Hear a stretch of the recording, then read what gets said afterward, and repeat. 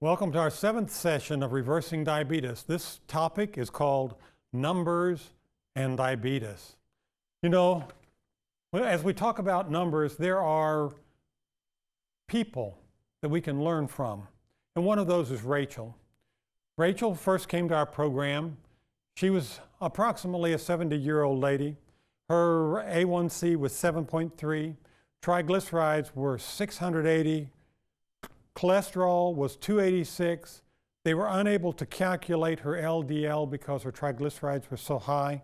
Her HDL was low at 33. She weighed almost 200 pounds and blood pressure was high at 178/80. Rachel was sick.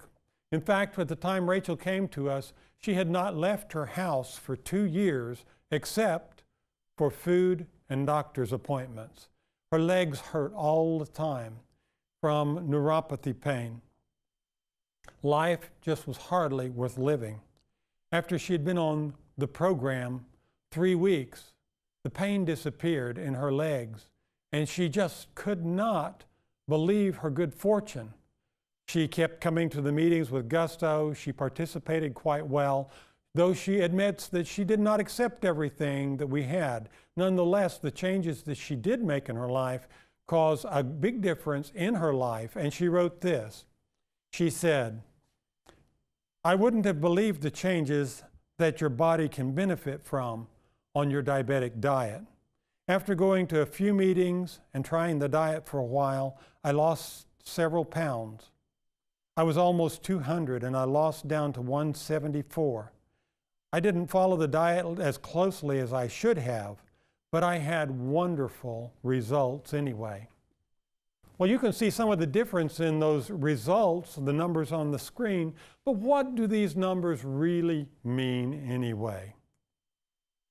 Now here's a picture of Rachel after she had been on our program about 6 months. You can tell she's thinner and she is a happier woman, though she was basically happy all the time. She would just bubble over when she came to the program. Carl Jung, who was a Swiss psychologist, said, "The teacher pretended that algebra was a perfectly natural affair to be taken for granted, whereas I didn't even know what numbers were. Mathematics classes had become sheer terror and torture to me. I was so intimidated by my incomprehension that I did not even dare ask questions."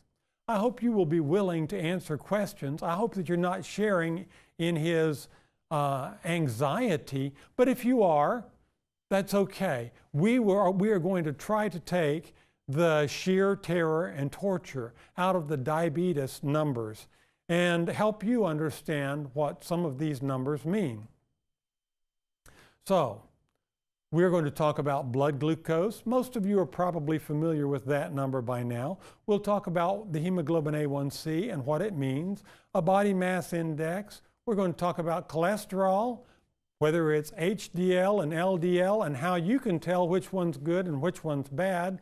We'll talk about triglycerides, insulin resistance, grams of fiber, and blood pressure, and we'll help you understand what you can do personally to improve each one of these numbers. So let's start with blood glucose. A normal blood sugar should run somewhere in the range of 70 to 100 if you test it before meals. If it's greater than 140 2 hours after the meal, then you're probably pre-diabetic or diabetic. So it should be at all times be less than 140, but just prior to the meals in the 70 to 100 range. So body mass index is our next number. A body mass index is a calculated number. We take a person's height and we take their weight and calculate out what this BMI is, as we refer to it. And the BMI provides a reliable indicator of body fatness for most people, and it's used to screen weight categories that may lead to health problems. So it basically takes everybody of all their varying weights and puts them on a level playing field so that we can understand and compare one person to another and the amount of the body fat that they hold and the muscle mass that they hold. So you should have a normal BMI of somewhere between the 18.5 and 25. My body mass index, I'm on the high side of normal. I'm at 24.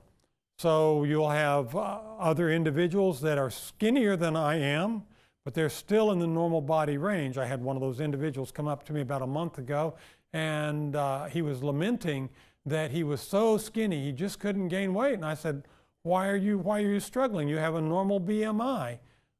You know, you're just not used to seeing normal people in this body range. And so he was thinking he was abnormal because he was a little more slender than I, but he was still within that normal range. In the last 30 years, we've become fatter and fatter, so everybody thinks fat is normal. Fat is not, well, maybe it's becoming the new normal, but it's not the normal healthy. So we're trying to get you back to normal healthy, and the normal healthy is in this range that we just talked about. So the way that you calculate a BMI is you take your weight in pounds and you divide it by the height in inches squared. Now that's height in inches times height in inches. So you divide it by that, then you multiply by a factor of 703 and you come up with the BMI number. And we do this routinely, but if you're like most individuals, the easiest thing to do is simply to go to the internet and you just ask for a body mass index table. And a chart similar to this will come up. And on here, you have the height in inches. So you find your height in inches. I'm 74 inches tall. And you move across until you find your weight. I'm actually about 182 to 184 pounds. So I would fit right here. And you look up, and body mass index for me is 24. Now I have a medium bone frame. If you want to take that into account as well, then maybe my ideal body weight would be somewhere in the 160 range. But I can't complain too much. I'm a lot better than I was. So that's the way you use this table. It's really easy to use. And you have obese range, and then you have the extreme obese range, or some charts call them morbid obesity range. The hemoglobin A1C is what we call a glycated hemoglobin. And basically what we're talking about is like a glaze on a donut. How thick is the glaze on the donut? You see, when your blood sugar rises, some of those sugar molecules will attach themselves to proteins that are on the outside of the cell membrane. And we can measure this and calculate what your average glucose has been running. The normal range is 4.0 to 5.4. And because the blood cells live for about 3 months, this gives us an idea of what your blood sugar, what your average blood sugar has been running in the last 120 days. So your doctor might tell you to keep a log of your sugars, and you might fudge on those numbers a little bit because you're embarrassed of what your sugars have been running, and you go to the doctor and he looks at them and says, I think we'll check an A1C. When he gets the A1C back, he can tell if you've been lying or not, because this is a really reliable indicator of what your average glucose has been running. Now in a pre-diabetic, it will run from 5.5 to 6.4. Some people push that up a little bit higher and say, well, that's really normal. And oftentimes doctors feel like if they can get the diabetics somewhere in the 6 to 7 range, they have them in real good control. Well, in this program, what we're looking for is not real good control. We're looking at trying to actually reverse your insulin resistance, which is the underlying problem. We're trying to optimize your epigenetic potential. We're trying to turn off those genes which cause diabetes in the first place. And we know from recent reports in the medical literature that eye damage can actually start with a hemoglobin A1C of 5.5. Therefore, we say that we want your hemoglobin A1C below 5.4. That should be one of your long-term goals. Get the A1C below 5.4 and work with the program until you can get it there and then maintain it there by staying with this lifestyle change that we're talking about. Then people are considered diabetic if their hemoglobin A1C is greater than 6.5. We just started a new seminar about 3 weeks ago, and one of the things that we did at the initial meeting was we checked A1Cs. We had probably 25% of the participants that came in who did not consider themselves diabetic, but almost every one of them had an A1C that was greater than 6.5. They thought they were just borderline. So this was a wake-up call for some of them, and they were instructed to go see their doctor and talk to him and let him test them more completely. So in order to convert the A1C to an estimated average glucose, there's a formula, again, we can apply. And the American Diabetic Association is recommending that the AEG be a new indicator, estimated average glucose. But there's online calculators that are available for this as well. So if you're computer savvy, it's easy to do. Just go in, punch in your raw number of what your A1C was, and it'll fire you out a number. But if you don't mind whipping out your calculator, you can multiply 28.7 times whatever your A1C is, 8.4 or whatever, 28.7 times your A1C, subtract 46.7, and you will have what the estimated average glucose is. Now, don't be fooled by the number. You might say, ooh, that's high. I didn't think it was running that high. But remember, what you're looking at is an estimated average glucose. You're not just looking at a fasting glucose like what you do in the morning. So a normal AEG will be slightly higher than a normal blood sugar because it's taking into effect what happens immediately after the meal when you have that postprandial spike, and then when you come back down, it's averaging all those numbers out as well. So as your glucose fluctuates throughout the course of the day, this number, this calculated number, approximates what would happen if they had they tested your blood numerous times during the day and averaged that all together. This is what that would basically equivocate to. But when you go online, you can bring up a chart very similar to this. And for me, my hemoglobin A1C has come down to 5.2. I was at 5.8. So I've moved down to 5.2.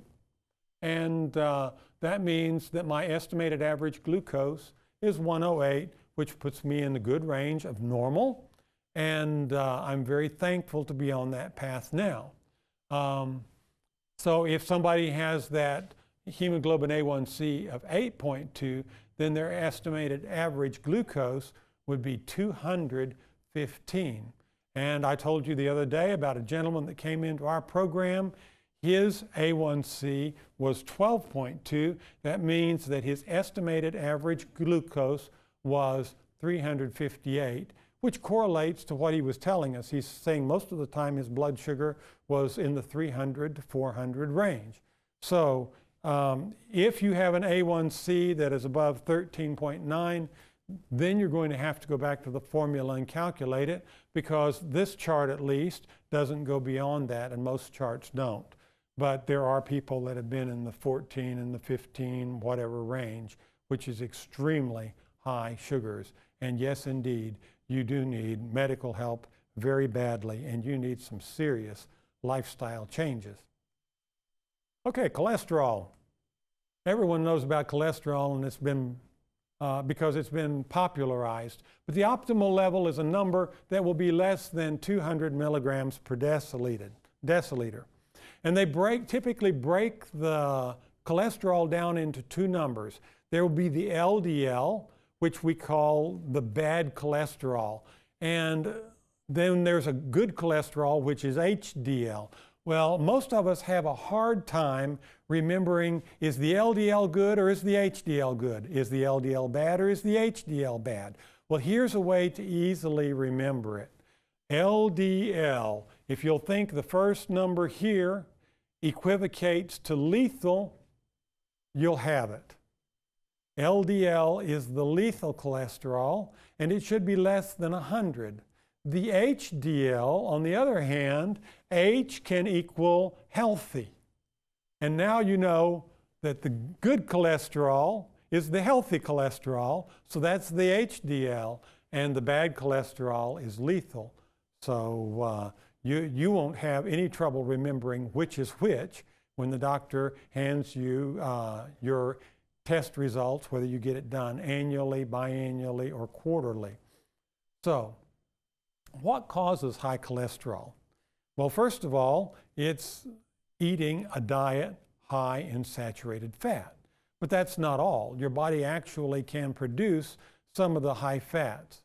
And when you engage in the activity of smoking, some of the chemical substances in smoking actually cause your body to produce the bad cholesterol, the LDL cholesterol. And so you want to stay away from smoking, but smoking causes it. Being overweight also correlates with high levels of cholesterol. And perhaps that's because of the diet we eat, but also it's because you've stored excess reserves and you have higher levels there. In the sedentary lifestyle, you're not producing all those free radical scavengers, all those antioxidants that the body needs to be able to deal with the free radicals that are in your body from whatever source. So sedentary lifestyle lends to having a high cholesterol as well. You don't tend to be burning them up and metabolizing it, getting it out of your system. So how do you lower cholesterol? Well, first of all, we lower it through regular exercise. The program that we've put you on should bring about some significant changes in your cholesterol. And low saturated fat and cholesterol intake is another way. If you're not feeding yourself cholesterol, then the body only has what it normally is metabolizing, what it is putting together, what it is building. So you can lower your cholesterol in that manner by controlling your diet. Also, if you eat a high fiber diet. Now the high fiber diet actually will bind to cholesterol and helps you eliminate that through your system. If you're eating a high fat, if you're eating a good quantity of the omega-3 fats, the healthy fats, then those healthy fats also can help bind to the bad cholesterol, take it to the liver where it's metabolized and you get rid of it there. Avoid tobacco smoke. That's another way to lower your cholesterol and maintain an optimal body weight once you arrive at that level. So how do you raise the good cholesterol? Now, when you go to the doctor's office, he's going to run a ratio between the good cholesterol and the bad cholesterol. And so you want your HDL up. You can have a low total cholesterol, but if you have a low HDL as well, you can have rip-roaring cardiovascular disease. There was some interesting European research that was done where they actually were looking at the intake of enzymes and phytonutrients and their impact, the correlation with cardiovascular disease, and they were looking at cholesterol levels as well as an indicator of cardiovascular disease. What they discovered is you can have a high level of cholesterol, and if you have high intake of the antioxidants and the phytonutrients that your body needs, which come primarily from fresh fruits and vegetables, then you would have no cardiovascular disease. But if you have a low level of cholesterol and you have low intake of these phytonutrients and these antioxidants, those healing properties in your food, then even though your cholesterol level is low, you can have rip-roaring cardiovascular disease. So just because your cholesterol is high does not necessarily mean a bad thing. the overall, we take the higher the cholesterol, the higher the cardiovascular risk. So, we are all interested in how to raise the good cholesterol, because if that good cholesterol is up in relation to the bad cholesterol, your cardiovascular disease risk, we know, is much lower. So that's what we're going to try to accomplish. And so let's talk about it. Vigorous exercise, that burst training, that interval training we talked to you about is one great way to do it, or do other aerobic type exercises. But vigorous exercise is the way to go. And then again, we're going to avoid tobacco smoke, because tobacco smoke causes you to have a low HDL. And limit your alcohol intake, limit sugary foods and beverages. These go into the body burns some of them, which is okay, but the rest it stores. And when it stores those, it metabolizes them not only into fat stores, such as triglycerides, but also it'll store some as glycogen, and it uses some of it to metabolize cholesterol. But if you limit the sugary foods, it cuts down on inflammation, and it helps the body to raise those HDL levels. So anyway, eliminate trans fats as well. That's any partially hydrogenated fat. Eliminate those from your diet, and it will help raise the HDL. And eat the healthy fats, again, because they are higher in the omega-3s. They help you get rid of the LDL, but it also helps raise, it also helps raise the HDL. And then please be sure and include the fiber in the diet for the same reason we just talked about. So, we said exercise. You need vigorous exercise. Well, how much do you need? Well, there's a couple organizations that have given us some guidelines. The American Heart Association says that you need a minimum of 150 minutes of moderate exercise a week, and you need 75 minutes of vigorous exercise a week. Then the CDC and the World Health Organization as well say you need 300 minutes of moderate exercise a week, or 150 minutes of vigorous exercise a week. Now, I wonder why it is that this one is so much higher. I don't know, but I tend to think the healthier you want to be, the more you will engage in exercise, so at least to these levels. And that means that you're going to take about an hour out of your day to be involved in some kind of vigorous exercise. Well, one of the characteristics of people who live to be greater than 100 is that they build exercise into their activities of daily living. So the longer they are, the people who have lived the longest in the world just make activity a part of their life. Gardening, something I love, and I get out and I go at it fairly vigorously. That's one of my primary ways of getting exercise outside of my burst training modalities. So, need to do muscle strengthening activities according to the CDC at least 2 times a week, and this should involve all major muscle groups. There are reports that the average 75-year-old person has lost enough muscle mass that they are not able to bend over and pick up more than 10 pounds off the floor. That's a sad litany. You know, beginning around middle age, sometime around age 35, we begin losing a pound or 2 of muscle mass a year, unless we're engaged in muscle strengthening activities. And if you're out there doing muscle strengthening activities, then you're able to preserve that muscle mass and live a healthful life for much longer. And really, what we're talking about is not getting older and more dysfunctional. Nobody wants to be bedridden for the last few years of their life. But what we're talking about is having a lifestyle that allows you to be the healthiest, so you can achieve the most enjoyment out of life. You can reverse your diabetes and live long enough to see your grandchildren graduate from high school, or maybe see your grandchildren's grandchildren, and enjoy the life that God has given you while you're here. Okay, let's talk about triglycerides. What are triglycerides?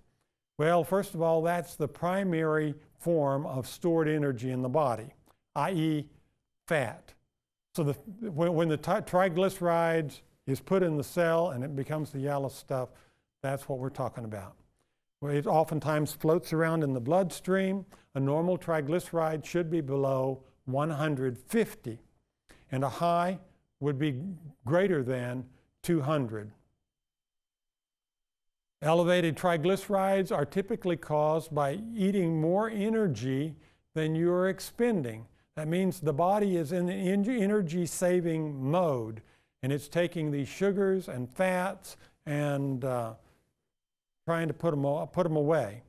So any foods that are high in fat will drive up your triglycerides, and a lot of sugary foods or starchy foods can do that as well, especially those that are high in fructose. A sedentary lifestyle can do it, and the reason for that is you have the energy there, but now you're not burning it off. So you're in a food storage mode. So what can I do to lower my triglycerides? Regular exercise. One of the first things. You'll burn up those extra triglycerides that are floating around in your system and get rid of them. And limit the sugary food or starchy food intake. We have a can. I did not bring it today to show it because it's being showed at a fair, but the can is about this big around, stands about, probably 2 feet tall, and represents the amount of soda that the average American would drink in a day if you're drinking like two 12-ounce sodas a day. And then I have a bag of sugar. It's about like a 5-pound bag of sugar, which represents the amount of sugar that they would have taken into their body. And then there's a Coke bottle. It's a fat Coke bottle. It looks about like a 1-liter size, and it weighs about 2.4 pounds. That represents the amount of fat that a person would gain in 1 month from just eating those sugary drinks. So you really do need to limit the sugary beverages because they can make a big impact on your weight, on your health, and on your triglyceride level as well. So look for hidden sugars in your foods. Read the labels, especially if you're buying any kind of processed food, and look for anything that ends in OSE. If it doesn't say sugar, it may say sucrose, which is sugar. Or it might say maltose, dextrose, lactose. If it ends in OSE, it's probably a sugar. So look for hidden sugars and eat a high-fiber, heart-healthy diet. Limit your alcohol, and all these things will help you bring those triglycerides back down. There are actually a few medications your doctor can give you if you're struggling in this arena, and be sure that you take them regularly as scheduled, and that will help you to deal with them as well. Okay, there are a couple ways of measuring insulin resistance. The HOMA-IR is the best, but it's an expensive test, and there are not many doctors that do it. And so because it's not widely done, what do the doctors use? Well, usually they use a fasting lipid profile. And so you have a number you can relate to. This works very well for the Caucasian population. It does not quite seem as reliable for the blacks or Hispanics or some other people groups. But for the Caucasians, you could pretty well rely on the triglyceride over the HDL ratio. So just take triglycerides, divide them by your HDL fraction of cholesterol, and it'll give you a number, and it's an indicator of insulin resistance. It's inexpensive, it's readily available. Your doctor is simply going to look at your fasting lipid profiles, and he'll know if you're insulin resistant by seeing your elevated triglycerides. But if you divide triglycerides by HDL, that will give you a number which equals an insulin resistance, and it's optimally less than 2. If it's greater than 8, you have a significant insulin resistant, and you're probably just on the borderline of becoming a full-blown diabetic. So how do we lower our insulin resistance? You lower your triglyceride. You lower that top number on a fraction, and or the other thing you can do is you can raise your good cholesterol by getting out there and doing the exercise and all those other things we talked about on what to do to raise your cholesterol. And then exercise. Exercise helps lower the insulin resistance, and you need to take in a lot of antioxidants because that will neutralize, that will help, it neutralizes free radicals. It helps you deal with the inflammation that is in the body, and as you get rid of that, then your insulin resistance comes back down. Be sure you eat those high nutrient foods and low calorie foods. So we're down to fiber again. We've talked a lot about fiber. Optimally, you should have 40 to 45 grams of fiber a day. You really can't get too much fiber. If you're eating the plant-based foods, you don't have to worry about it. If you're eating 60 or 70 grams of fiber a day, it's probably not going to hurt you if you're used to doing that. However, your guests, when they come over, may have a problem with it because they will go away from your home after a meal in your home, and they will have the bloating and the gas if they're not used to it. So be sensitive to that problem for their sakes. Fiber slows the sugar absorption. So it feeds you, helps feed you over a long period of time, which is very desirable because we're trying to keep the sugar from spiking so we can lower the insulin level, keep the insulin in the normal range so we have good metabolism. We're not storing our energy and experiencing cellular starvation at the same time. So it decreases our insulin demand, and again, fiber is only available from plant sources. The normal parameters for blood pressure now should be approximately 120 over 80.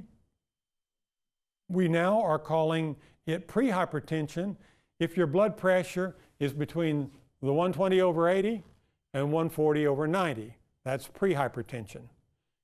A normal range would be between 120 over 80 and 90 over 60. No need to panic. It's okay to have a 90 over 60 blood pressure. Now, if you drop down below, somewhere in the mid-80s, then you might start feeling something that we call orthostatic hypotension. When you stand up, you get real lightheaded and swimmy. You may experience that when you stand up very rapidly. It's usually caused because the blood drains out of the head. You become dizzy, and your body rapidly compensates by constricting down the carotid veins and holding the blood in your head that the heart is pumping there, and then the dizziness clears and you feel fine. But if your blood pressure gets too low, that can be a problem, or you can also experience some lethargy. If your blood pressure is greater than 140 over 90, it is what we call hypertension or high blood pressure. And the top number can move up quite a ways, and the doctors usually don't worry much. But if this lower number moves up just a little bit, then there's a lot more cause for concern. See, blood pressure is taken by putting a cuff around your arm and squeezing it down, and then as you listen with the stethoscope, you're listening for a sound. The first sound you hear is when the body is able to pump blood through that compressed artery.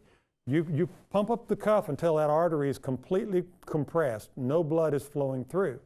And then at the point where the body is first able to pump the blood past that occlusion, at the strongest point of its contraction, its stroke, that's what gives you the high number here. And we can hear a sound, a heartbeat sound, right there when it first starts to pump that through. And then the low number represents the sound, the level when the pressure from the heart, when it's in its resting phase, is still able to hold that vessel open all the time. So the blood's flowing through even when the heart is in its rest cycle. And that's where you no longer can hear that sound. It goes away. So where you first hear it and where you no longer hear it. So those are pressure numbers. So what the bottom number means is in its resting state, the heart is working a lot harder to keep that pressure up. You have a lot of resistance that it's working at. And that puts you at very high risk for things like stroke or heart attack. So we get very concerned when that happens. So I encourage you, if your doctor has put you on blood pressure medications, take them. Well, a lot of people say, well, I took my blood pressure and it was down, so I don't want to take my medicine. Well, that is really a mistake because blood pressures tend to fluctuate throughout the course of the day. Just because you've had a spot pressure check does not mean that's what your body's doing. Your doctor put it on because you've had several checks that have showed that you're in the hypertension range. You're in the danger range. We need to bring that pressure down for your own safety. So, little information about blood pressure. How do you lower your own blood pressure? Well, actually, you can do it through vigorous exercise. 30 minutes 5 times a week will bring your pressure down significantly. Or you can stop smoking.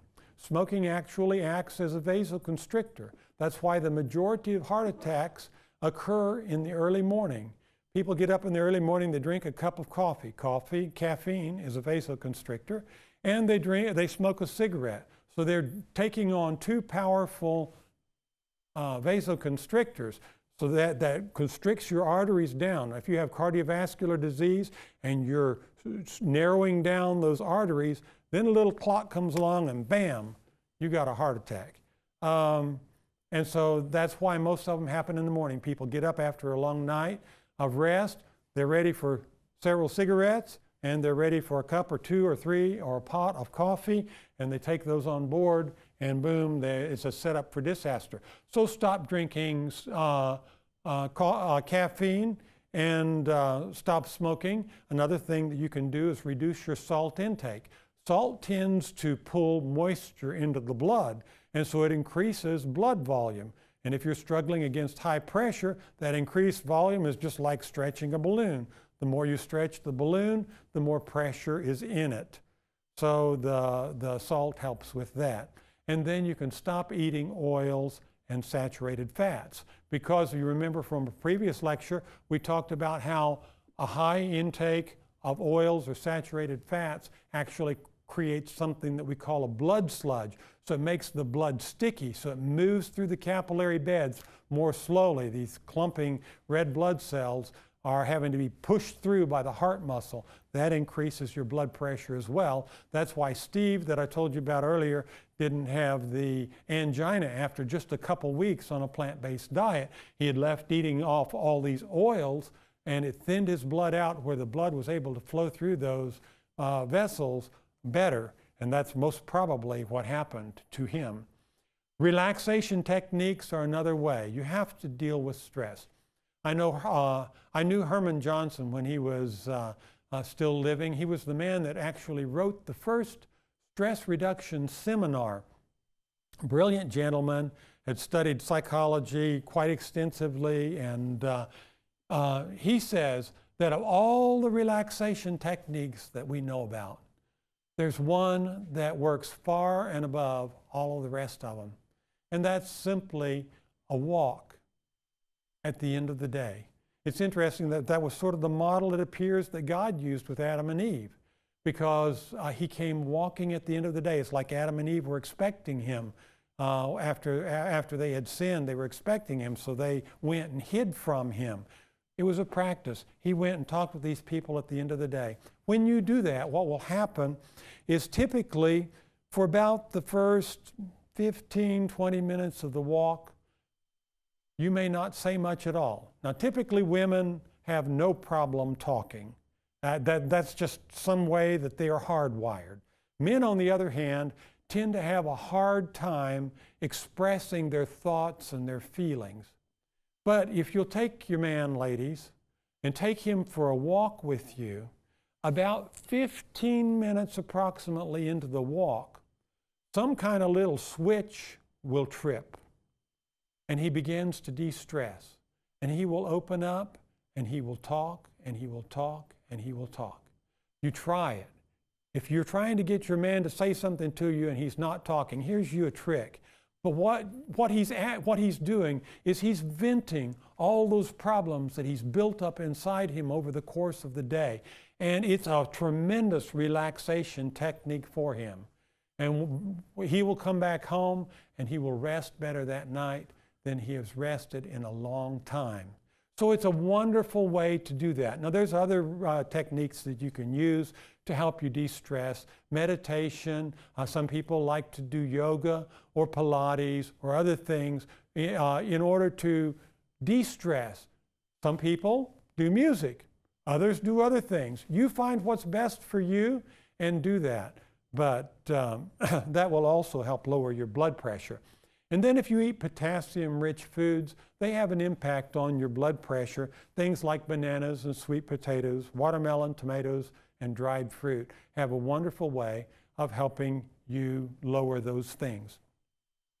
Now you're going through this program and you're probably trying to adapt recipes that you already have.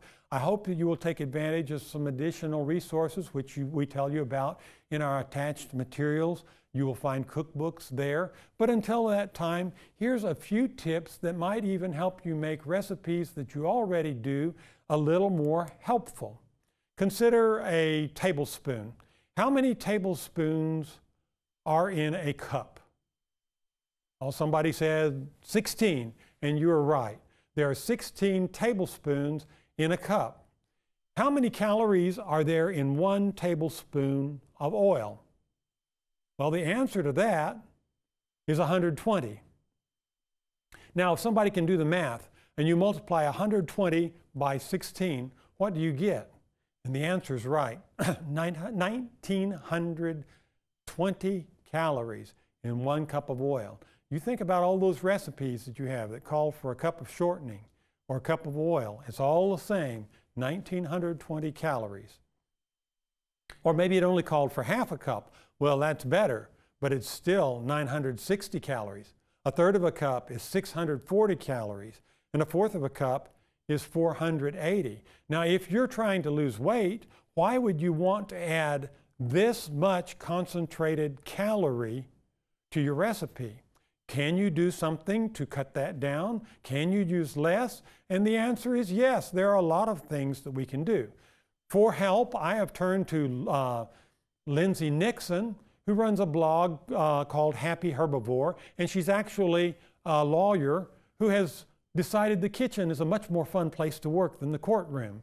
So she has written at least 4 cookbooks that I know of, and if you'll turn to page 295 of her original Happy Herbivore cookbook, she has a number of equivalencies that she's listed there. She says in place of that cup of oil, you can substitute a cup of applesauce.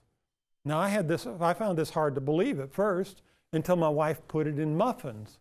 And as long as the muffins are eaten the day that you bake them, that is great. It holds moisture in, it keeps them soft, it keeps them pliable. You can put pureed beans in. You just have to be mindful if you're using pureed beans that it can give your recipes a fudgy texture. So, and you also need to be in mind that the color of the beans might change the color of your recipe. So if you're working with a recipe that should be white, you might want to use cannellini beans or white beans of some kind as opposed to black beans, because they could alter it, or pinto beans, which would make it brown. Okay, canned pumpkin puree, very high in fiber, and it consequently adds lots of moisture to your recipe. You can use it in muffins and cupcakes and chocolate flavored treats, and even in oatmeal cookies. And it adds a hint of pumpkin and a little bit of orange texture to the things, but it works quite well. Shredded zucchini works well. My wife bakes actually some zucchini brownies and the zucchini locks moisture in. And I take those to work. At the hospital where I work, everyone knows I eat differently than they do. And so they're constantly wanting to see my food. They call my food sticks and twigs, and very good-naturedly, of course. I have invited them to share some samples of my sticks and twigs that Karen has so graciously prepared for us. Or she brings in leftovers from a shower and things like that. And the nurses just flock into the room to enjoy these sticks and twigs, and they talk about them all the time. Well, he made meatballs that aren't actually meatballs, and they were so good. It tasted just like a meatball. But anyway, I brought in zucchini brownies one day, and every week just about I hear something about those wonderful zucchini brownies. So rich, so moist, very, very low in any kind of oil because it has the zucchini in, which locks the moisture in. So you have these luscious zucchini brownies, and she makes some substitutions on her sugar as well. So they're also low in sugar. So, I mean, how can you do better than that? You enjoy a nice dessert and you're not getting all the bad stuff. Then another thing you can do is they make a vegan cream cheese. It's actually made out of tofu, and tofu, it happens to be a very adaptable substance. The Chinese use it a lot. They call it bean curd, and you can get it in all kinds of Chinese dishes. But when you can take it and make a substitute for cream cheese that Lindsay says works very well in recipes. Consequently, it's very low in fat, and she says you need to avoid replacing more than a quarter cup of margarine or shortening if you use that particular alternative. So always, all kinds of tips of things that you can do to lower the fat content of your foods, and that will help you achieve some of your goal. Now, like I said, on sugar substitutions, there is only one sugar substitution that I recommend, and that is stevia, because it doesn't increase insulin resistance. You can substitute for that 1.5 teaspoons of new stevia, or whatever stevia brand, like a powdered stevia that you get. You can get stevia liquid, or you can get it in a powder. I use the powdered form. You can substitute 1.5 teaspoons of new stevia, but you've taken bulk out of your recipe, and in order to add that bulk back into the recipe, try putting a little applesauce in there. Put in 1 cup of applesauce plus the new stevia. You can hardly tell the difference.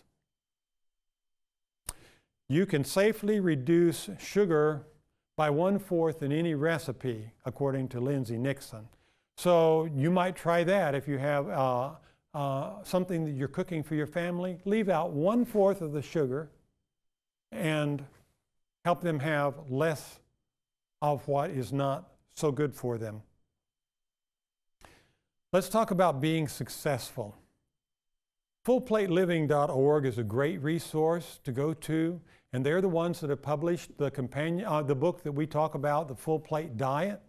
But they make a statement in their book, or on their website rather, that says, a weight loss story minus a maintenance plan is like flying a plane halfway to the destination, then turning off the engines and hoping to glide the rest of the way. Chances are you're not going to get there. So let's look at some tips here on what we can do to improve our health. Focus on improving health to keep pounds off naturally. So instead of just thinking about losing weight, let's think about the whole health issue. What can I do to be healthy, the whole body healthy? Exercise, eating the foods, getting the rest I need, drinking the water I need, getting exposure to sunlight every day, all of those kind of things. Is this something I can afford to do for the rest of my life? A lot of people go to the grocery store and they get sticker shock on some of the vegetables that they find in the produce section.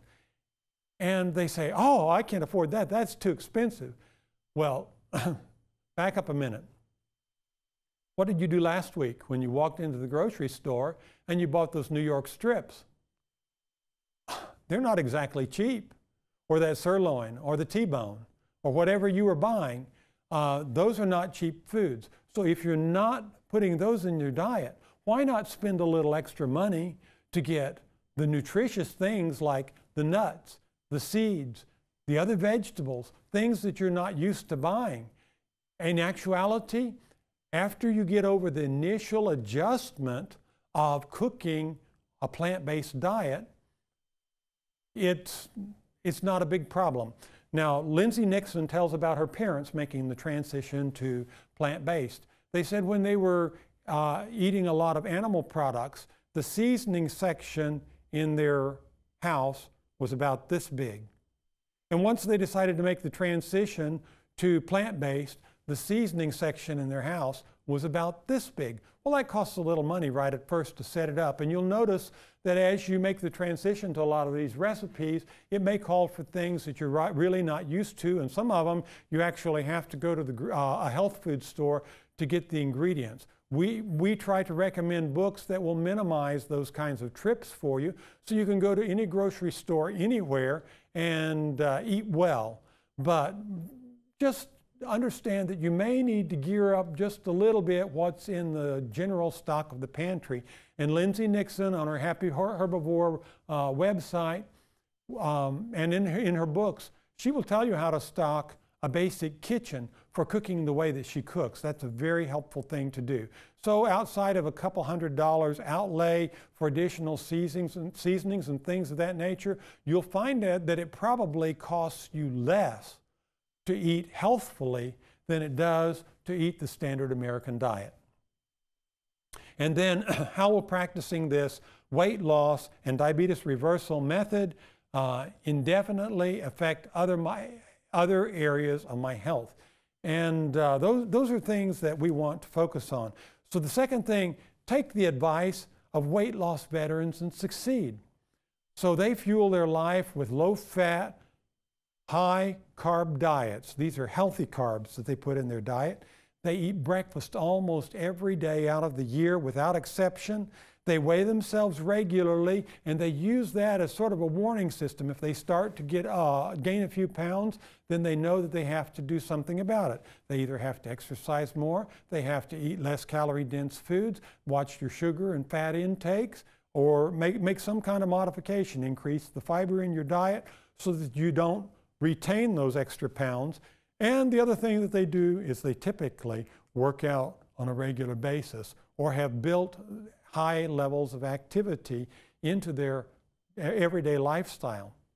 And exercise every day does keep the pounds at bay. Successful losers take exercise seriously. Invest in a good pair of walking shoes. You're going to need them. Then turn your own failures into stepping stones. Admit that you have failures. Admit that you did not achieve your goal this week.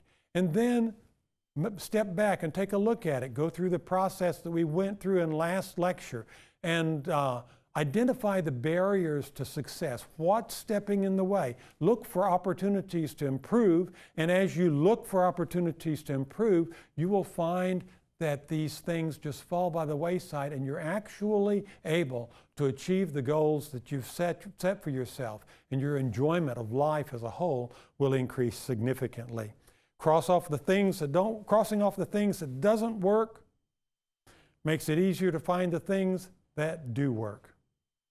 Set a weight limit to keep weight from snowballing. Create your own set weight limit.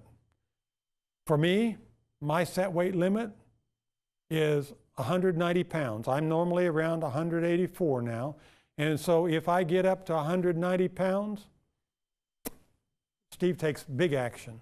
I allow myself a little flexibility. If it starts going up, make a few minor modifications, it'll probably come right back down, and usually does. And in a day or two, I'm right back on target. But I see these morbidly obese people, 500, 600 pounds occasionally. They come into the hospital, and you have to wonder what's going on in their life that made this happen. At what point in time did they get to the point that they no longer cared about their weight and about their body image? Actually, I think most of them still do care deep down, but they have given up on something. So address some of those facts if that happens to be you, and try to find out why you eat. Do you eat to cover up grief in your life or feelings of inadequacy? Verbalize those. Get them out in the open. Let's deal with them. And then if the weight starts inching up, you take action and review your plan, your eating routines, the stresses, the exercise. Get back on track. This is something that you can do. And be honest about those sabotaging behavior. Are you a sweets addict or perhaps an alcoholic? Then let's do something about that. Are you a social eater? Does a bad review at work send you straight to the ice cream aisle? Identify those things that make it most difficult for you and then deal with that problem. And then lastly here, befriend health nuts and you'll start to look like them. Watch their documentaries, read their books, become their fan on Facebook, whatever you have to do, associate with them, because remember the old adage, by beholding, we become changed. So associate yourself with people, with healthy people, and before you know it, you will be one yourself. All right, let's talk for just one more moment about SMART goals. Oh, for the record, be sure and write down your goals and then keep those goals and take some before and after pictures. Now, I'm assuming that because you're watching this video series that you may not have actually had the chance to attend the class. But right now, before you lose any more weight, sit down and take a picture of yourself, because some of you are going to see some dramatic results, and it is going to make you feel very good to show off your before and your after pictures. Write out your long-term goals and your short-term goals. The short-term goals should be subsets of those long-term goals that help you know, well, my long-term goal is to lose 55 pounds. My short-term goal is to lose 1 pound a week. That means in 13 months, I should have achieved my goal of losing 55 pounds. And that becomes much more manageable. You'll probably fail at your big goal if you don't write out the smaller goals. So then date them. Put you a target date. Remember to put the numbers to this and review them frequently. A few weeks ago, I was at home cleaning out a cabinet that had a bunch of papers in it. And I came across a notebook and I said, "What's this?" And when I flipped it open, it was a set of goals I had written 10 years ago. That set of goals was incredible to read through. I actually had to call my wife over and said, "Listen to this, look at this. We wrote these goals out 10 years ago." We had read an article in Reader's Digest that was talking about a bucket list. Make a bucket list of things you want to do before you die. And so we actually sat down and wrote out some of our initial goals, and then we wrote out the bucket list of things we wanted to do, and we included some of those in our list of goals as well. And we were reviewing through this, and it was incredible. Done that, done that, done that, done that. Well, does that mean I'm almost ready to die? Not on your life. I have lots of things I want to do. I've rewritten my bucket list, and I have lots more additional things I would like to do before my time here on earth is over. So, review your goals frequently. It'll make your life more rewarding.